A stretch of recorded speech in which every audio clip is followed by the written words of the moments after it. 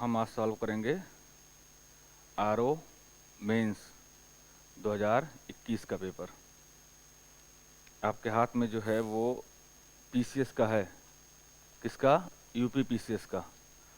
और आप जो एग्ज़ाम देने जा रहे हैं वो भी यूपी पीसीएस का ही है। सेम आयोग है, ठीक, सेम आयोग है। मतलब आरओ का एग्ज़ाम भी यूपी पीएससी लेता है, और जो आप प्री देने जा रहे हैं उसका भी एग्ज़ाम कौन लेता है? यूपी पीएससी लेता है। दोनों के जीएस के पैटर्न लगभग सेम हैं। जीएस के पैटर्न दोनों लगभग सेम हैं। और आरओ का जो मेंस का एग्ज़ाम होता है उसमें जीएस टिक मार्क होता है, तो उसमें जीएस में मैथ भी थोड़ी आती है, रीजनिंग भी थोड़ी आती है। तो 120 नंबर 120 से क्वेश्चन का पूरा सेट होता है। लेकिन इस 120 क्वेश्चन में जो जीएस के पोर्शन हैं वो बहुत ऑथेंटिक हैं, क्वेश्चन बहुत अच्छे पूछे गए हैं। और चूंकि मेरा ये खुद का मानना है कि जो जून में 12 जून को एग्ज़ाम है उसके पहले अभी जो परसों एग्ज़ाम हुआ है आरओ का मेंस का, वो भी जीएस का हुआ है। पेपर जीएस का है, पेपर एक ही आयोग ने बनाया। तो मुझे लगता है कि ये पेपर आने वाले जो आपके प्री के एग्ज़ाम हैं उसमें काफ़ी आपको डायरेक्शन दे सकते हैं।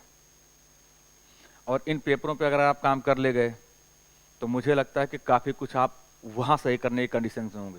क्योंकि मुझे जो लगता है कि इतने कम ड्यूरेशन में यहाँ से क्वेश्चन रिपीट भी हो सकते हैं। अब रिपीट होने कई तरीके हो सकते हैं। डायरेक्ट क्वेश्चन रिपीट हो जाए, उनके एक्सप्लेनेशन से क्वेश्चन रिपीट हो जाए, उनके कॉन्सेप्ट से रिपीट हो जाए, उनके ऑप्शन से रिपीट हो जाए, और करंट अफेयर्स का पोर्शन भी रिपीट हो सकता है। अगर नहीं भी होता है रिपीट तो मुझे जहाँ तक लगता है कि इस 120 क्वेश्चन को अगर आप रिवाइज करते हैं इन डिटेल में तो मुझे लगता है कि आपका ट्रेडिशनल पोर्शन और करंट पूरा तैयार हो ही जाएगा। फिर क्वेश्चन कहीं से भी पूछें वो आपको सही होने की संभावनाएं ज़्यादा होंगी। क्योंकि मुझे जो लगता है कि आरओ मेंस का पेपर का एक अपना स्टैंडर्ड है, इस बार स्टैंडर्ड से बढ़ाया भी है। तो आरओ मेंस का पेपर और पीसीएस प्री का पेपर में लगभग इक्वलिटी सिमिलरिटीज आपको देखने को मिल सकती है, ठीक। तो इसको आप गंभीरता से लीजिए। इस पेपर को हम सेगमेंट वाइज कराएंगे। आज हम इस पेपर के पॉलिटी सेगमेंट को डिस्कस करेंगे। इसमें हम पूरा जितने क्वेश्चन आए हैं पॉलिटिक्स हम पहले आपको बताएंगे कौन कौन से क्वेश्चन आए हुए हैं, फिर उनका पूरा डिटेल हम यहाँ आपको करा देंगे। कुछ होमवर्क भी देंगे करने के लिए। ऐसे ही हम आगे चल के फिर हिस्ट्री का जोग्राफी जितने सेगमेंट होंगे हम कराएंगे। बस आपको करना ये है कि मैं जितना कराऊंगा उसके आगे भी जा करके आपको अपने नोट्स से अपडेट करना है, प्रीवियस क्वेश्चन पेपर देखना है, और कुछ अपना डिटेल में एनालिसिस करके कंप्लीट करना। इतने सेगमेंट हम कंप्लीट कर ही लें जितने से क्वेश्चन पूछे गए हैं, ठीक। तो क्वेश्चन की श्रृंखला अच्छी खासी है। दो वेरिएशन मैं आपसे बार बार कहता हूं कि लगातार आयोग कर रहा है क्वेश्चन को, वो आप समझिए। अब आयोग क्वेश्चन टफ नहीं पूछ रहा है, क्वेश्चन के अकॉर्डिंग पेपर टफ नहीं किया जा रहा, अब ऑप्शन के अकॉर्डिंग पेपर टफ किया जा रहा है। ऑप्शन ऐसे मैच कराए जा रहे हैं कि लगभग आपको सिमिलरिटी दिखाई पड़ेगी। इस पेपर में आप देखेंगे कि मैच द फॉलोइंग के क्वेश्चन काफी अधिक पूछा है इन्होंने, ठीक। मैच द फॉलोइंग के क्वेश्चन काफी अधिक पूछे हैं, और अरेंजमेंट के क्वेश्चन पूछे हैं, ए एंड आर वाले क्वेश्चन पूछे हैं। तो मैं बार बार आपसे कह रहा हूं कि इन तीनों पोर्शन पर लगातार काम करिए। अगर आप 2020 का भी पेपर देखेंगे पीसीएस का, 21 का भी पीसीएस का पेपर देखेंगे तो उन्होंने मैच द फॉलोइंग खूब पूछा हुआ है, ठीक है। तो उस पर आप काम करिए। आपके हाथ में जो पेपर का, हाथ का मतलब टेलीग्राम पे जो पेपर है वहां से आप क्वेश्चन देख सकते हैं। हमारा आज का जो विषय है वो यही है कि हम जो यूपी पीएससी आरओ का मेंस है जो अभी फिलहाल हुआ है 2 दिन पहले, ठीक है ना, उसका जीएस का पेपर है। उस जीएस के पेपर को हम सेगमेंट वाइज तैयार करा रहे हैं। तो इसमें हम पॉलिटी सेगमेंट आपको तैयार कराएंगे। पॉलिटी सेगमेंट की बात अगर की जाए तो मैं पहले आपको बता देना चाहता हूं ताकि आप वहां अटैच कर लीजिए। पॉलिटी सेगमेंट की अगर हम बात करें, प्योर पॉलिटी की जो ट्रेडिशनल पोर्शन को लेकर हम बात करेंगे, नीति आयोग वगैरह जो रिपोर्ट पूछी गई उसमें हम उसको हम करंट में काउंट करेंगे। ट्रेडिशनल पोर्शन की तो कुल 10 क्वेश्चन पॉलिटी से पूछे गए हैं, ठीक है ना। 10 क्वेश्चन पूछे गए हैं, कितने आउट ऑफ 120, तो कितने परसेंट हुए? लगभग 8% के करीब हुए, ठीक है, 8% के करीब हुए। अगर आप पीसीएस में देखोगे तो 150 क्वेश्चन होते हैं और इसमें लगभग जो है 20 से 22 क्वेश्चन होते हैं, तो एवरेज लगभग सेम ही है, तो कोई इशू नहीं है। तो कुल 10 क्वेश्चन यहाँ आपसे पूछे गए हैं और 10 क्वेश्चन का स्टैंडर्ड बहुत अच्छा है। इसमें आप देख सकते हैं उन्होंने कॉन्सेप्ट से लिंक किया हुआ है। इन 10 क्वेश्चन कौन कौन से पहले आप नोट डाउन कर लें, ताकि मैं टेलीग्राम पे उन क्वेश्चन को बोलूँगा, आप सीधे वहाँ क्वेश्चन पहुँचेंगे। क्वेश्चन नंबर 17 है, क्वेश्चन नंबर 36 है, क्वेश्चन नंबर 42 है, क्वेश्चन नंबर 44 है, question number 68, question number 81, 82, 83, question number 109 और 110। कुल 10 क्वेश्चन आपके हैं पॉलिटी के। इन 10 क्वेश्चनों का हम डिटेल एनालिसिस आज करेंगे। ठीक, तो हम बढ़ते हैं अपने क्वेश्चन की तरफ।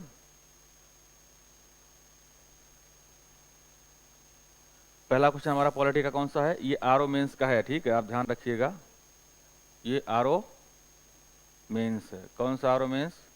यूपी का आरओ मेंस का 2021 का पेपर है। ठीक, ये ध्यान रखिएगा।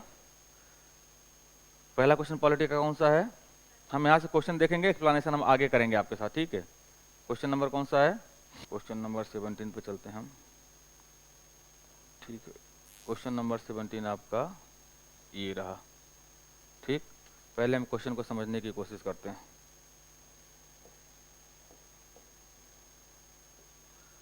क्वेश्चन क्या कहता है, पहले मैं हिंदी में पढ़ता हूँ।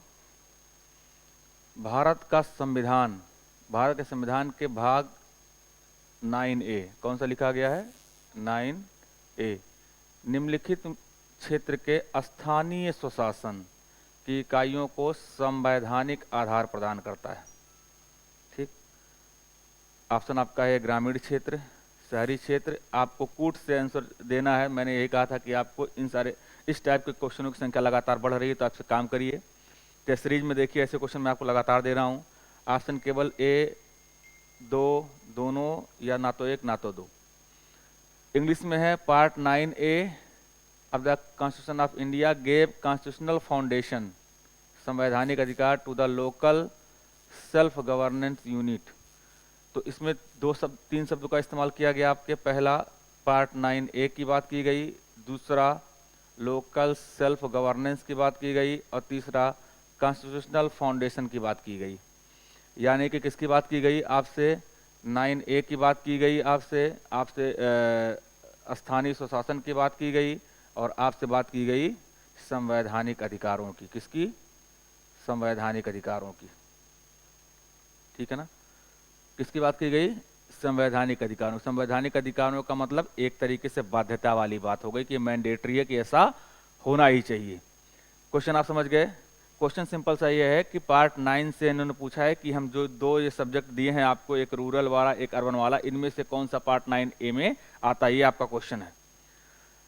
ऑप्शन आपके सामने है, पहले आप ऑप्शन बताओ, फिर मैं इसको एक्सप्लेन करना स्टार्ट करूंगा। ऑप्शन आपको क्या लगता है? आंचल, ऑप्शन क्या लगता है? शायद अर्बन। ऑप्शन कौन सा लगता है? एक बार फिर से क्वेश्चन में पढ़ देता हूं, आप फिर से समझ लो, फिर हमसे बात करना। भारत के संविधान के भाग 9A में निम्नलिखित क्षेत्र की स्थानीय स्वशासन की इकाइयों को संवैधानिक प्रावधान दिया गया है। एक है ग्रामीण क्षेत्र, एक है शहरी क्षेत्र। Part 9A of the constitution of India gave a constitutional foundation to the local self governance unit in the following areas, इसकी बात की गई है। ठीक है, तो ये 9A की बात कर रहे हैं, पार्ट 9A, शेड्यूल 9 की बात नहीं, पार्ट 9 की बात कर रहे हैं। तो आपके सामने हमने तीन शब्द रखे, कौन कौन से? पहला शब्द रखा हमने पार्ट 9, किसका शब्द रखा? पार्ट 9A की बात कर रहे हैं। दूसरा हमने आपके सामने रखा क्या? लोकल सेल्फ गवर्नेंस, और तीसरा आपके सामने हमने बात रखा कॉन्स्टिट्यूशनल फाउंडेशन। तीन शब्द की बात रखी।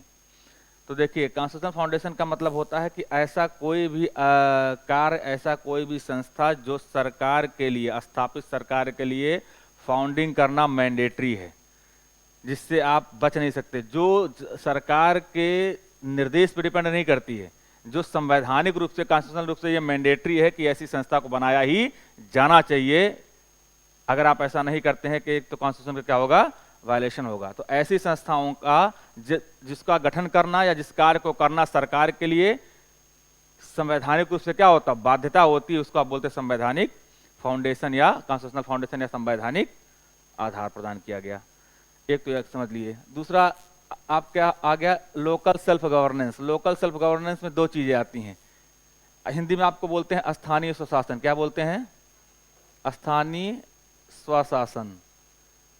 स्थानीय स्वशासन का जो कॉन्सेप्ट है वो आप देखेंगे हमारे यहाँ, हालांकि इंडियन हिस्ट्री में बहुत पहले से है। इंडियन हिस्ट्री में आप चोला काल में देखेंगे तो स्थानीय स्वशासन आपको दिखाई पड़ेगा। जो महाजनपद में आप देखेंगे मध्यकाल में जो गढ़ हुआ करते थे, गढ़ एक थे ना जो गढ़ हुआ करते थे, उनमें भी स्थानीय स्वशासन का आप कॉन्सेप्ट देखेंगे। तो स्थानीय कॉन्सेप्ट का जो पूरा सिनेरियो है वो इंडिया में ऐसा नहीं कि ब्रिटिश लेके आए, वो इंडिया का नेचर रहा है, वो इंडिया में प्राकृतिक रूप से रहा है। इंडिया के एंशिएंट इंडियन हिस्ट्री में पढ़ेंगे तो आपको स्थानीय स्वशासन चोला काल में, उससे पहले गढ़ों में सब दिखाई पड़ेगा आपको। लेकिन चूंकि रिपन के द्वारा इसको लीगल रूप से या ये कह सकते हैं कि एक आधिकारिक रूप से स्वशासन की प्रणाली की नींव रखी गई आधुनिक भारत में, इसलिए रिपन को कहा जाता है फादर ऑफ लोकल गवर्नेंस। स्थानीय स्वशासन का क्या कहा जाता है? पिता, फादर ऑफ लोकल गवर्नेंस। किसको कहा जाता है? लॉर्ड रिपन को। लेकिन लॉर्ड रिपन द्वारा जो स्थापित संस्थाएं थीं वो आज़ादी के पहले थीं, आज़ादी के बाद ऐसा क्या हुआ, संस्थाएं कहाँ से आई, इस पे हमें थोड़ा सा विचार करना चाहिए। आपके डीपीएसपी में एक आर्टिकल है, डीपीएसपी का मतलब क्या? Directive principle to state policy. और ये है कौन सा पार्ट? भारतीय संविधान का पार्ट 4। और इसमें जो आर्टिकल आते हैं वो 36 से 51, आर्टिकल 36 से 51 और पार्ट 4 ये है DPSP, directive principle to state policy, जो सोशल जस्टिस की बात करती है। किसकी बात करती है? सोशल जस्टिस की बात करती है, समाज कल्याण की बात करती है। तो डीपीएसपी में एक आर्टिकल आपका है, आर्टिकल 40 था, जो ग्राम पंचायतों के गठन की बात करता था। किसकी बात करता था?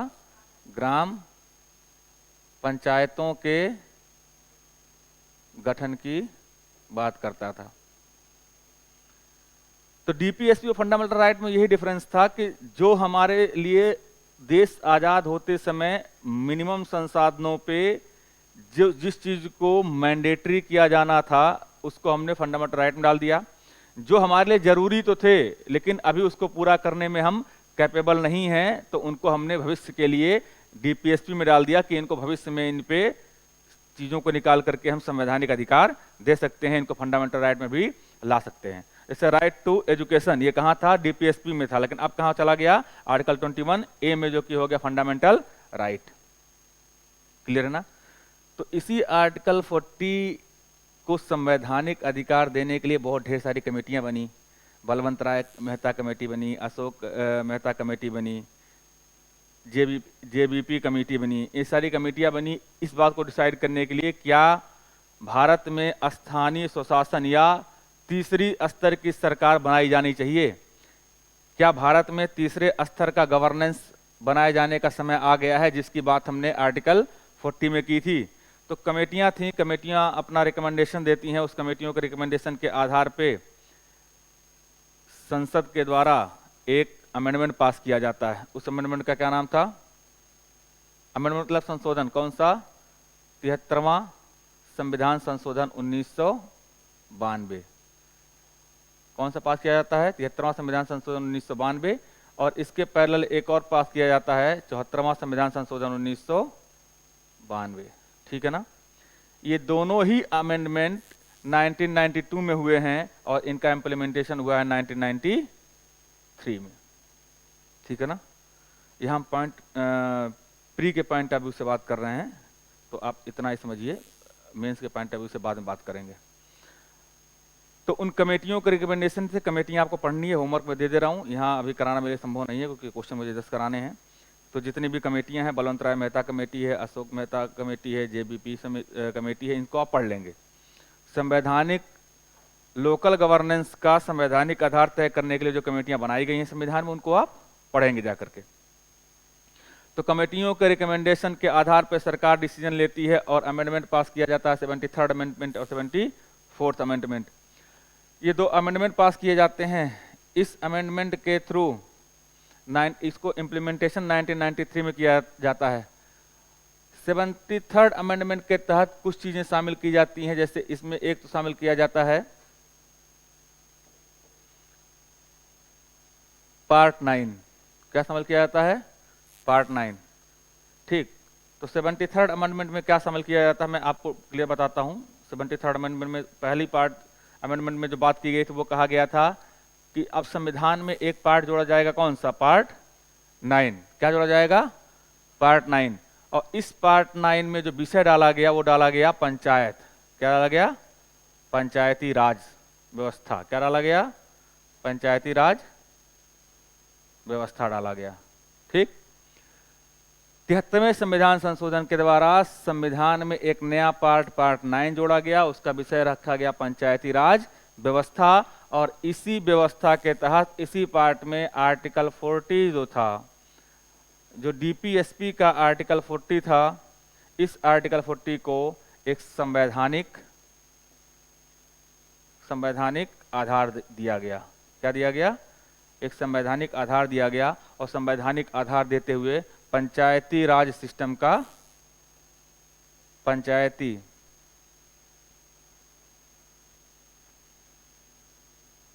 राज सिस्टम का गठन हुआ। ठीक है ना? तो 73rd अमेंडमेंट में पार्ट 9 जुड़ा। पार्ट 9 का विषय रखा गया पंचायती राज व्यवस्था। इसके तहत डीपीएसपी के आर्टिकल 40 को एक संवैधानिक आधार दिया गया। और संवैधानिक आधार देते हुए भारत में एक तीसरे स्तर के गवर्नेंस के रूप में पंचायती राज सिस्टम का क्या हुआ? गठन हुआ। क्लियर? दूसरा बात ये किया गया 73rd अमेंडमेंट में कि इसमें एक सूची जोड़ी गई, 11th सूची। कौन सी? 11th schedule. कौन सा शेड्यूल? 11th schedule. तो 73वें संविधान संशोधन में 11वीं अनुसूची जोड़ी गई। और इस 11वीं अनुसूची का जो संबंध है वो पंचायती राज सिस्टम से है। किससे है? पंचायती राज व्यवस्था से है। और इसमें कुल कितने विषय शामिल किए गए? 29। कितने विषय शामिल किए गए? 29। मतलब ये 29 विषय वो हैं जो पंचायती राज व्यवस्था में गवर्नेंस को मेंटेन करने के लिए जरूरी हैं। और इस पे दिशा निर्देश राज्य सरकार के द्वारा बनाए जाएंगे। क्लियर ना? तो 11th सूची इसमें जोड़ी गई। और इस 11th सूची और पार्ट 9 में, जो ये पार्ट 9 था, इस पार्ट 9 में इस पंचायती राज सिस्टम के लिए आर्टिकल जोड़े गए। और वो आर्टिकल रहा 243 से लेकर के 243 ओ तक। ठीक, 243 से लेकर के 243 ओ तक। और इसी 73वें संविधान संशोधन को के तहत ये जितने भी पंचायती राज के 29 विषय थे, इन विषयों को दो पार्ट में बांटा गया। किसमें? एक मैंडेटरी, जिसको अनिवार्य कहा गया, और एक स्वैच्छिक। ठीक है ना? अनिवार्य का मतलब क्या? जो संवैधानिक, जिसको करने के लिए गवर्नमेंट संवैधानिक रूप से बाध्य है, या ये कह सकते हैं जो कानूनी रूप से क्या है? अनिवार्य है। ठीक है ना? और स्वैच्छिक का मतलब यह है कि जिस पर दिशा निर्देश राज्य सरकार द्वारा तय किया जाएगा। यानी कि राज्य सरकार के दिशा निर्देशानुसार। तो अमेंडमेंट 73 के तहत पूरे सब्जेक्ट को दो पार्ट में बांट दिया गया। एक मैंडेटरी, दूसरा स्वैच्छिक। मैंडेटरी में उनको रखा गया जो जिसको कानूनी रूप से अनिवार्य बना दिया गया। जैसे पंचायतों का गठन हर 5 वर्ष में किया जाना, ये मैंडेटरी है। ठीक है ना? ये मैंडेटरी है। और एक दूसरा विषय रखा गया स्वैच्छिक, मतलब जिसमें राज्य सरकार से दिशा निर्देश के अनुसार काम किया जाएगा। जैसा राज्य सरकार अपने रेवेन्यू के अपने सिस्टम के हिसाब समझेगी, वैसा उसमें अमेंडमेंट कर लेगी। समझ गए? इसी 73rd अमेंडमेंट के तहत जो कुछ विषय शामिल किए गए, जो मेन फोकस था वो था पंचायतों का गठन। क्या था? पंचायतों का गठन, इनका चुनाव, आरक्षण का विषय, इनका कार्यकाल का विषय, ठीक। ये सारे विषय 73rd अमेंडमेंट के तहत लाए गए कि 73rd अमेंडमेंट में ये बात हम करेंगे, ठीक। दूसरा आया सदस्यों की योग्यता। ध्यान रखना, पीटी के पॉइंट ऑफ व्यू से बता रहे हैं, इसलिए जो आपके क्वेश्चन में पूछेगा उस क्वेश्चन के हिसाब से एक्सप्लेन कर रहे हैं, ठीक है। तो एक पैरेलल कॉन्सेप्ट नहीं मिलेगा आपको, हम केवल दोनों अमेंडमेंट को एक्सप्लेन करेंगे आपके साथ, क्योंकि क्लियर हो जाए कि एक 9 और 9(1) में है क्या, ठीक। तो 73rd अमेंडमेंट के तहत दो आपको हमने कॉन्सेप्ट बताया, एक पार्ट 9 जोड़ा गया, शेड्यूल 11 जोड़े गए, ठीक है। उसके बाद पंचायतों को संवैधानिक आधार दिया गया, और उसके साथ जो मेन विषय रहे उसको 73rd अमेंडमेंट के वो रहा, पहले तो पंचायतों का गठन, ठीक। दूसरा उनका चुनाव, तीसरा आरक्षण, फिर कार्यकाल और सदस्यों की योग्यता। आरक्षण के मुद्दे पे ये कहा गया कि 73rd अमेंडमेंट 1994 के तहत आरक्षण का कॉन्सेप्ट लागू किया गया, कहाँ? टर्सरी स्टेट में, तीसरे स्तर के सरकार में, और कहा गया कि सभी पदों पर कुल जनसंख्या का 1/3 किसको दिया जाएगा? महिलाओं को आरक्षण, किसको? और ये आरक्षण सभी पदों पे होगा, यानी कि चेयरपर्सन के पद तक ये आरक्षण मान्य होगा, ठीक। फिर इसमें क्या कहा गया कि एससी और एसटी इनको भी जनसंख्या के अनुपात में क्या दिया जाएगा? आरक्षण दिया जाएगा, ठीक। तो आरक्षण का जब मुद्दा रहा 73rd अमेंडमेंट 1992 के तहत जो आरक्षण का कॉन्सेप्ट आया वो तीसरे स्तर की सरकार में आया, कहां? लोकल गवर्नेंस में। और लोकल गवर्नेंस में यह कहा गया कि किसी भी पद में उनकी जनसंख्या के अनुपात में महिलाओं को 1/3 क्या दिया जाएगा? आरक्षण। और साथ ही एससी एसटी कैंडिडेट को भी जनसंख्या के अनुपात में क्या दिया जाएगा? आरक्षण। ये तो मैंडेटरी था। इसमें एक बात क्या कहा गया कि इसके बाद अगर सरकार को लगता है कि ओबीसी कैंडिडेट को भी आरक्षण दिया जाना चाहिए, तो इस ओबीसी कैंडिडेट को सरकार अपने हिसाब से उनके लिए कानून बनाते हुए जनसंख्या के अनुपात में जैसा सरकार चाहे वैसा आरक्षण दे सकती है। तो अगर आपसे पूछा जाए कि 73rd अमेंडमेंट के तहत जिस आरक्षण की बात की गई उसमें कौन शामिल है, तो केवल विमेन है, एससी एसटी हैं, ओबीसी नहीं है। ओबीसी को आरक्षण दिया जाएगा कि नहीं दिया जाएगा यह तय करने का अधिकार किसके पास है? राज्य सरकार के पास। तो स्टेट गवर्नमेंट इसका डिसीजन लेगी कि ओबीसी को आरक्षण दिया जाए या नहीं। समझ गए? दूसरा, कार्यकाल की बात की गई कि कार्यकाल कितना रखा जाएगा। तो कार्यकाल की बात यह कही गई कि पंचायत के गठन के बाद उनका कार्यकाल कितने साल का होगा? 5 साल। कितने साल का होगा? 5 साल। पंचायतों के गठन के बाद उनका संवैधानिक कार्यकाल कितना होगा? 5 साल। 5 साल के पहले भी वो विघटित हो सकती हैं। अगर 5 साल के पहले वो विघटित हो गई तो 6 महीने के अंदर चुनाव कराना क्या है? मैंडेटरी। 6 महीने के अंदर चुनाव करा करके नई सरकार, नए पंचायत को गठित किया जाएगा। तो अगर ये समय से पहले विघटित हो गई, समय से पहले विघटित हो गई, तो 6 माह के अंदर चुनाव अनिवार्य हो जाएगा। 6 माह के अंदर चुनाव अनिवार्य। ये दिखाई पड़ रहा है कि नहीं? कि कहीं और लिखूं? चलो लिख देता हूं। तो पंचायतों का कार्यकाल आपने क्या कहा, कितना होना चाहिए? आपने कहा कि पंचायतों का कार्यकाल उनके गठन से 5 साल होगा, यानी कि प्रति 5 वर्ष पे पंचायतों का चुनाव होना मैंडेटरी है। प्रति 5 वर्ष पे चुनाव के बाद नई पंचायतों का गठन होना मैंडेटरी है। ठीक है ना? दूसरा ये है कि अगर समय से पहले इनका विघटन हो जाए, समय का मतलब कार्यकाल पूरा होने से पहले, अगर समय से पहले अगर विघटित हो जाती हैं, ठीक है, अगर समय से पहले इनका विघटन हो जाता तो क्या होगा? तो कहा गया कि 6 माह के अंदर चुनाव अनिवार्य है। ठीक है ना? ये कहा गया। क्या कहा गया? 6 माह के अंदर क्या है? चुनाव अनिवार्य है। लेकिन इसमें एक पेंच है। पेंच ये है कि अगर मान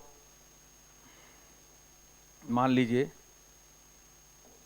कि 2010 में पंचायत का चुनाव हुआ और 2015 में ख़त्म होना है और 2014 में विघटत हो गई, तो 1 साल बचा हुआ है।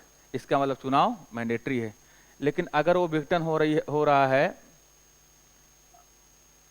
मतलब 1 जनवरी 2010 को बैठी तो 1 जनवरी 2015 में ख़त्म होना चाहिए कार्यकाल। लेकिन मान लो कि ये 1 अक्टूबर 2014 में विघटित हो गई, तो 4 महीना कल बचा, अक्टूबर, नवंबर, दिसंबर, जनवरी, 3 महीने। तो अगर कहा जाता है कि अगर लोकल गवर्नेंस में पंचायत का विघटन 6 माह से पहले, पंचायत का विघटन जो है, विघटन के बाद केवल 6 माह का ड्यूरेशन बचा हुआ है, उससे कम बचा हुआ है, तो ऐसे कंडीशन में चुनाव नहीं कराया जाएगा। उस पंचायत को कार्यवाहक पंचायत के रूप में आगे बढ़ाया जाएगा और 6 महीने बाद, मतलब जो ड्यूरेशन पूरा होने के बाद फिर उनका चुनाव कराया जाएगा। अगर विघटन का समय 6 महीने से ज़्यादा है तो चुनाव मैंडेटरी है, 6 महीने से कम है तो उसी को कार्यवाहक के रूप में आगे बढ़ाया जाएगा, फिर नई सरकार समय पूरा होने के बाद बैठाई जाएगी। समझ गए? तो कार्यकाल की बात आपको समझ में आ गई। दूसरा, सदस्यों की योग्यता क्या रखी गई। तो सदस्यों की योग्यता के बारे में ये कहा गया कि 21 साल के ऊपर का कोई भी व्यक्ति, 21 ही साल है ना, 21 साल के ऊपर का कोई भी व्यक्ति प्रधानी का चुनाव लड़ सकता है और प्रधान बन सकता है। समझ गए ना? प्रधानी का चुनाव लड़ सकता है और प्रधान बन सकता है। तो बाकी तो उसमें और है कि नागरिक हो, दिवालिया पागल ना हो, अलग कॉन्सेप्ट है। लेकिन जो एज है वो कितनी लिमिट है? 21 साल, जो आपसे एग्जाम पूछा जाता है। तो पंचायत का चुनाव लड़ने के लिए एज कितनी है? 21 साल। दूसरा, 73वें संविधान संशोधन के द्वारा जो पंचायती राज सिस्टम बनाया गया, उस पंचायती राज सिस्टम में एक हायरार्की बनाई गई, एक व्यवस्था डाली गई। व्यवस्था है ना, तो उसको कहते हैं ना पंचायती राज व्यवस्था। एक हायरार्की डाली गई। उस हायरार्की में बलवंत राय मेहता कमेटी के रिकमेंडेशन को सरकार ने कुछ हद तक माना। उस रिकमेंडेशन में पहला ये था कि जो पंचायत होगा वो त्रिस्तरीय होगा। कैसा होगा? पंचायत कैसा होगा? त्रिस्तरीय। त्रिस्तरीय का मतलब 3 स्टेज का होगा। ठीक, कौन कौन से स्टेज होंगे इसमें? कौन कौन से? 3 स्टेज का होगा। पहला ग्राम पंचायत, पहला क्या है? ग्राम पंचायत। दूसरा मध्यवर्ती पंचायत, मध्यवर्ती पंचायत। और तीसरा कौन सा है? जिला पंचायत।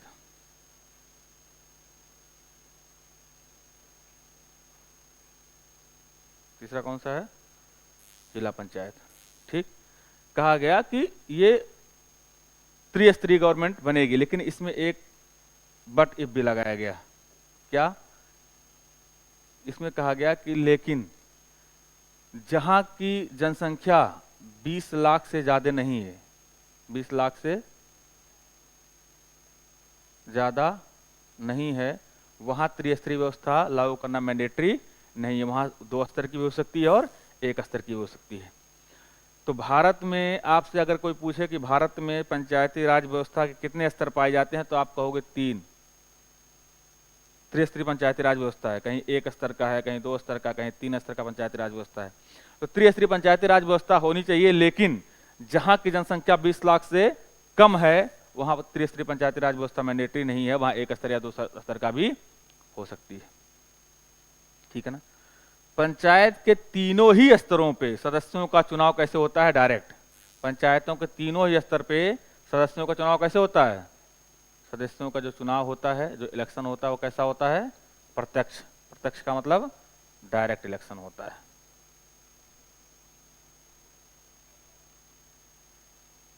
और ये इलेक्शन कौन कराता है? राज्य चुनाव आयोग। कौन करवाता है?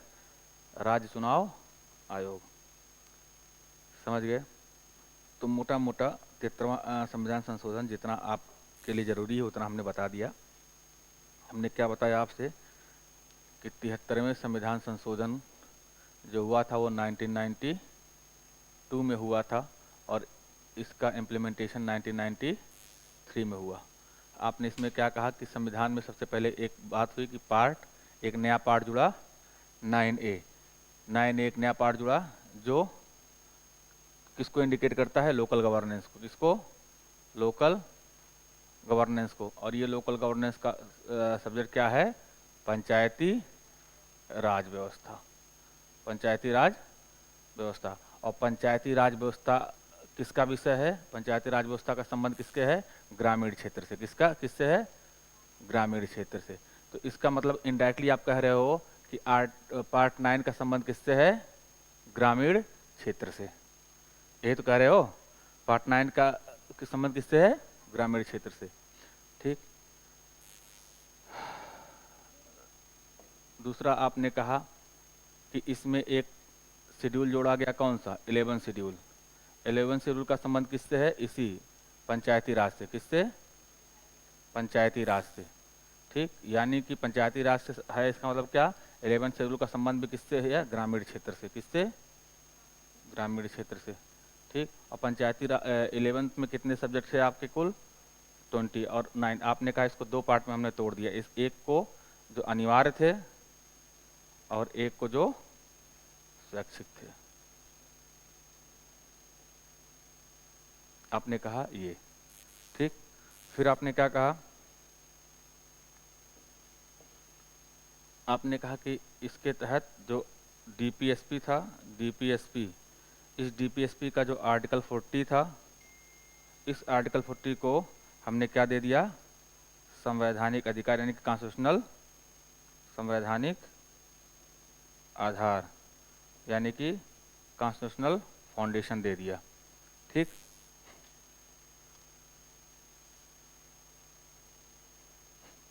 ठीक है। दूसरा आपने क्या कहा इसके बाद, और आपने इसके बाद क्या कहा, 73rd अमेंडमेंट में आपने कहा कि इसके कुछ प्रमुख आपने कहा कि इसके कुछ प्रमुख विषय रहे। वो विषय क्या क्या थे, वो विषय रहे कि आपने कहा कि इसमें का पहली बात पंचायतों का गठन की बात की गई, पंचायतों के गठन की बात की गई। फिर आपने कहा, क्या कहा कि इनके कार्यकाल की बात की गई। किसकी बात की गई, कार्यकाल की, जो आपने कहा कि 5 साल होंगे। और आपने कहा कि 5 साल से पहले अगर विघटित होते हैं तो उनका 6 माह के अंदर क्या है, चुनाव कराना अनिवार्य है। 6 माह के अंदर क्या है, चुनाव अनिवार्य है। ठीक, 6 माह के अंदर चुनाव अनिवार्य है। फिर आपने सदस्यों की क्या बताई, यहाँ क्या बताई, सदस्यों की योग्यता। और सदस्यों की योग्यता में आपने कहा कि मिनिमम एज कितनी होनी चाहिए, 21 साल। 21 साल का व्यक्ति क्या है, चुनाव लड़ सकता है।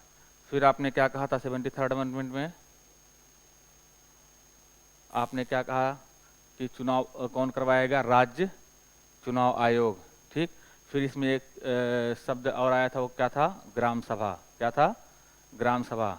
तो ग्राम सभा आम लोगों की सभा होती है, गांव की सभा होती है। 18 वर्ष से ऊपर का वह कोई भी व्यक्ति जो वोट देने के काबिल है, उनके ग्रुप को क्या बोलते हैं, ग्राम सभा। तो 18 वर्ष से ऊपर के लोगों का समूह जो वोट देने के लिए तैयार, उसको क्या बोलते हैं, ग्राम सभा। तो वोट देने की जो मिनिमम एज लिमिट है, क्या है, 18 ईयर। ठीक। फिर आपने कहा कि इस व्यवस्था के तहत हमें त्रिस्तरीय, 3rd स्टेज का लोकल गवर्नेंस दिया गया। 3rd स्टेज का मतलब क्या, एक हो गया आपके विलेज लेवल पे, ठीक, एक हो गया ब्लॉक लेवल पे जिसको आप मध्यवर्ती बोलते हो, एक हो गया डिस्ट्रिक्ट लेवल पे। ठीक। विलेज लेवल पे आप बोलते हो ग्राम पंचायत, क्या बोलते हो, ग्राम पंचायत। ठीक। ब्लॉक लेवल का आप बोलते हो मध्यवर्ती पंचायत, मध्यवर्ती पंचायत, या आप बोलते हो खंड पंचायत। ठीक, ये भी तो बोलते हैं। ठीक, ये और डिस्ट्रिक्ट लेवल पे आप क्या बोलते हो, जिला पंचायत। ठीक। फिर आपने कहा कि तीनों स्टेज वहां लागू नहीं हो, तीनों स्टेज का कॉन्सेप्ट वहां लागू नहीं होता है जहां की जनसंख्या क्या हो, 20 लाख से कम अगर जनसंख्या है तो 3 स्टेट 3 स्टेज मैंडेटरी नहीं। ठीक, इसके अलावा आपने और कोई बात कही? इसके अलावा आपने एक बात कहा कि यहाँ जो किसी भी इस स्तर पे जो सदस्यों का चुनाव होगा, सदस्यों का क्या चुनाव होगा, वो चुनाव डायरेक्ट होगा। ठीक, इतनी बात आपने कहा था। और आपने एक बात और कही थी कि इसमें जो आर्टिकल हैं वो 243 से लेकर के 243 ओ तक ये आएंगे पंचायती राज सिस्टम से कनेक्टेड है। इतनी बात आपने कही थी। ठीक, ये तो 73rd अमेंडमेंट का था। उसी समय एक अमेंडमेंट और पास किया गया, वो कौन सा था? 74th amendment 1992। 74th अमेंडमेंट 1992 ये भी कब इम्प्लीमेंट हुआ? 1993 में। इसका भी संबंध किससे है? इसका भी संबंध है लोकल सेल्फ गवर्नेंस से। इसका संबंध किससे है? लोकल सेल्फ गवर्नेंस से। लेकिन ये लोकल सेल्फ गवर्नेंस बात करता है नगर पालिकाओं के, नगर पालिकाओं से संबंधित है। किससे संबंधित है? नगर पालिकाओं से। और नगर पालिका का जो विषय है वो कहाँ है? शहरी क्षेत्र। किसका है? शहरी क्षेत्र से संबंधित है। तो इसका मतलब आप ये कह रहे हैं कि 74th अमेंडमेंट का जो सब रिलेशन हो किससे है? शहरी क्षेत्र के डेवलपमेंट से है, अर्बन एरिया के डेवलपमेंट से है, या अर्बन लोकल सेल्फ गवर्नेंस से है। ठीक, तो 74th अमेंडमेंट में क्या हुआ? 74th अमेंडमेंट में कई काम किए गए। पहला तो ये हुआ कि संविधान में एक नया पार्ट जुड़ा और वो पार्ट था 9A। कौन सा था? 9A। संविधान में कौन क्या जुड़ा? पार्ट 9A जुड़ा। ठीक, पार्ट 9A जुड़ा। और ये पार्ट 9A का संबंध रहा नगर पालिका से। किससे रहा? नगर पालिकाओं से, नगर पालिकाओं के व्यवस्था से, नगर पालिका व्यवस्था से रहा। ठीक, ये नगर पालिका व्यवस्था का संबंध आपने किससे कहा कि नगर पालिकाएं कहाँ पाई जाती हैं? शहरी क्षेत्र से संबंधित हैं। किससे? शहरी क्षेत्र, या जिसको आप बोलते हैं अर्बन एरियाज। ठीक, इसका मतलब यह है कि आप इनडायरेक्टली ये कह रहे हैं कि 9A का संबंध किससे है? शहरी क्षेत्र से। यही आपका क्वेश्चन है, यही है ना आपका क्वेश्चन? किससे संबंध? शहरी क्षेत्र से। ठीक, दूसरा ये हुआ कि इसी 74th अमेंडमेंट के थ्रू एक नया शेड्यूल जोड़ा गया। कौन सा? एक नया शेड्यूल जोड़ा गया आपके कॉन्स्टिट्यूशन में। वो कौन सा शेड्यूल? 12, 12वीं अनुसूची जोड़ी गई। कौन सी? 12वीं अनुसूची। और इस 12वीं अनुसूची का संबंध किससे है? इस 12वीं अनुसूची का संबंध नगर पालिका व्यवस्था से। किससे है? नगर पालिका व्यवस्था से है। नगर पालिका व्यवस्था किसका सब्जेक्ट है? अर्बन सब्जेक्ट है। इसका मतलब आप ये कह रहे हैं कि शेड्यूल 12 का जो संबंध है वो अर्बन सेक्टर से है। ठीक,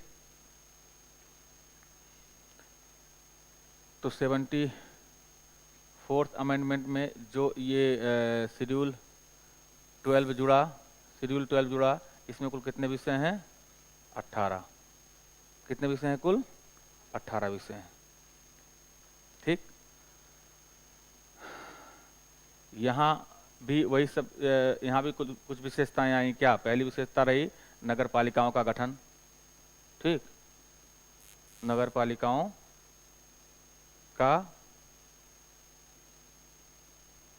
गठन। तो क्या हो गया? ठीक, दूसरा क्या रहा? कार्यकाल। क्या रहा? कार्यकाल। तीसरा क्या रहा? सारी चीजें पुरानी हुई, आप एक पढ़ लेंगे दूसरा तैयार हो जाएगा। ठीक है, चुनाव। ठीक, अगला क्या रहा? सदस्यों की योग्यता। सदस्यों की योग्यता। ठीक, तो कहा गया कि नगर पालिकाओं का गठन, नगर पालिकाओं का गठन क्या है? एक संवैधानिक आधार है। क्या है? संवैधानिक आधार है। संवैधानिक आधार का मतलब क्या है? कि राज्य सरकार नगर पालिका व्यवस्था को संचालित करने, उसका गठन करने से मना नहीं कर सकती। ये उसके डिसीजन पर डिपेंड नहीं करता है, ये संवैधानिक अधिकार है, ये संवैधानिक कानून है, ये कानूनी रूप से अनिवार्य है, संवैधानिक रूप से अनिवार्य है कि सरकार के द्वारा नगर पालिकाओं का लोकल सेल्फ गवर्नेंस का गठन किया जाए। ठीक। दूसरा कार्यकाल की बात, तो कार्यकाल इनका भी कितना होता है? 5 साल। कितना होता है? 5 साल। सेम कंडीशन यहाँ भी है कि 74th अमेंडमेंट एक आता है कि राज्य सरकार के द्वारा प्रत्येक 5 वर्ष के बाद नगर पालिकाओं का गठन किया जाएगा, और अगर गठन के 5 साल के अंदर कार्यकाल खत्म हो जाता है स्वतः रूप से तो नया चुनाव होगा। अगर कार्यकाल 5 साल से पहले किसी और कारण से खत्म होता है तो बचे हुए ड्यूरेशन के लिए, अगर वह बचा हुआ ड्यूरेशन 1 साल से अधिक का, 6 महीने से अधिक का है, तो आप उसके लिए चुनाव कराएंगे। चुनाव कौन कराएगा? संवैधानिक संस्था, इसका नाम है राज्य चुनाव आयोग। ठीक। सदस्यों की योग्यता वही कि 21 साल का कोई भी व्यक्ति चुनाव लड़ सकता है। क्लियर है? ठीक। जिस तरीके से आपने देखा था कि पंचायती राज सिस्टम में 73rd अमेंडमेंट के तहत त्रिस्तरीय चुनाव प्रणाली थी, सॉरी त्रिस्तरीय स्टेज था, ऐसे यहाँ भी 3 स्टेज पाए जाते हैं। 74th अमेंडमेंट के तहत जिस अर्बन लोकल सेल्फ गवर्नेंस की बात की जाती है, इस अर्बन लोकल सेल्फ गवर्नेंस के 3 स्टेज हैं। कौन कौन सा? पहला कौन सा है? नगर पंचायत। कौन सा है? नगर पंचायत। दूसरा नगर पालिका, और तीसरा नगर निगम। नगर निगम। ठीक है। नगर पंचायत का मतलब आप देख ही रहे हैं, एक शब्द लिखा हुआ नगर और एक शब्द लिखा हुआ पंचायत। नगर रिप्रेजेंट करता है अर्बन एरियाज को। किसको? अर्बन एरियाज को।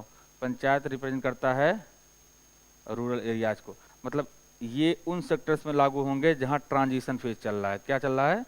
Transition phase. ट्रांजिशन फेज का मतलब जो ग्रामीण क्षेत्र, जो रूरल एरियाज ग्रामीण क्षेत्र शहरी क्षेत्र में कन्वर्ट हो रहे हैं। ठीक। जो ग्रामीण से शहरी की तरफ जा रहे हैं, ऐसे ट्रांजिशन फेज वाले एरियाज में क्या होता है? नगर पंचायत। क्या होता है? नगर पंचायत। क्लियर ना? तो जो गांव से शहर की तरफ ट्रांजिशन फेज में है, उस ट्रांजिशन फेज वाले एरियाज में क्या होता है? नगर पंचायत। ठीक। दूसरा आ गया नगर पालिका। नगर पालिका का मतलब छोटे शहरी क्षेत्र। क्या? छोटे शहरी क्षेत्र। ठीक। छोटे शहरी क्षेत्र में जो व्यवस्था लागू की जाती है उसको बोलते हैं नगर पालिका। और नगर निगम का मतलब बड़े शहरी क्षेत्र। बड़े शहरी क्षेत्र। ठीक है ना? लखनऊ में नगर निगम, लखनऊ में क्या है? नगर निगम। आप और संत कबीर नगर अगर हम जाएंगे शायद नगर पालिका है, और बाकी बस्ती से छोटे क्षेत्र में आप देखेंगे नगर पंचायत क्षेत्र है। ठीक है। तो ये त्रिस्तरीय होता है। ठीक है। कितने स्टेज का होता है? 3 स्टेज का होता है। कौन कौन सा? नगर पंचायत, नगर पालिका और नगर निगम। ठीक। तो ये 3 स्टेज का आपके सेक्टर में पाया जाता है, नगर पालिका, नगर पंचायत और नगर निगम। यहाँ चूंकि ये बृहद क्षेत्र होते हैं, इसलिए यहाँ पूरे सेक्टर को वार्डों में बांटा जाता है। किसमें? वार्ड में। यहाँ पहले देख लो, एक चीज और बता दें इससे पहले कि जैसे आपने कहा था कि पंचायती राज सिस्टम में सभी स्तर के सदस्यों का चुनाव डायरेक्ट होता है, वैसे यहां भी सभी स्तर के सदस्यों का चुनाव कैसे होता है? डायरेक्ट। सदस्यों का चुनाव क्या होता है? चुनाव प्रणाली को संपन्न कराने के लिए शहरी क्षेत्र को, अर्बन एरियाज को या नगर पालिका क्षेत्र को वार्डों में बांटा जाता है। किसमें? वार्डों में बांटा जाता है। ठीक है ना? वार्डों में बांटा है, वार्ड के हिसाब से सदस्यों को चुनाव होता है, फिर आगे प्रक्रियाएं संचालित की जाती हैं। जिन वार्डों में संख्या 3 लाख से ज्यादा है, जिन वार्ड में संख्या 3 लाख से ज्यादा है जनसंख्या, अगर जनसंख्या के आधार पे अगर 3 लाख से अधिक जनसंख्या है तो वहाँ कई वार्ड बनाए जाते हैं और उन कई वार्डों को मिला करके एक समिति बनाई जाती है, उसी को बोलते हैं वार्ड समिति। ठीक है ना। तो नगर पालिका क्षेत्रों को वार्डों में बांटा जाता है और जिन वार्डों की जनसंख्या 3 लाख से अधिक जनसंख्या है वहां वार्डों को मिलाकर के वार्ड समितियां बनाई जाती हैं। क्लियर है इतनी बात? ठीक है ना। यहाँ भी चुनाव कौन कराता है? राज्य चुनाव आयोग। ठीक, तो बस इतना सा कॉन्सेप्ट था आपके क्वेश्चन के लिए जो जरूरी है। बाकी डिटेल में मेंस की क्लास में आप पढ़े होंगे, नहीं फिर आगे पढ़ेंगे। बस यहाँ इतना जानना है जो आपके एग्जाम के लिए जरूरी है, क्योंकि सारा पढ़ाना यहाँ संभव है नहीं। ठीक, तो 2 आपके सामने आए, 73rd और 74th। 73rd में क्या आया? पार्ट 9 11th अनुसूची ग्रामीण सेक्टर, ग्रामीण सेक्टर। ठीक ना। 3 स्टेज कौन कौन से? ग्राम पंचायत, खंड पंचायत या मध्यवर्ती इसको आप बोलते हैं, और जिला पंचायत। यहाँ क्या आया? 9A 12। इसमें कितने सब्जेक्ट हैं? 18। इसमें कितने सब्जेक्ट हैं? 29। ये है शहरी क्षेत्र। क्या है? शहरी क्षेत्र। और ये भी होते हैं 3 स्टेज के कौन कौन से?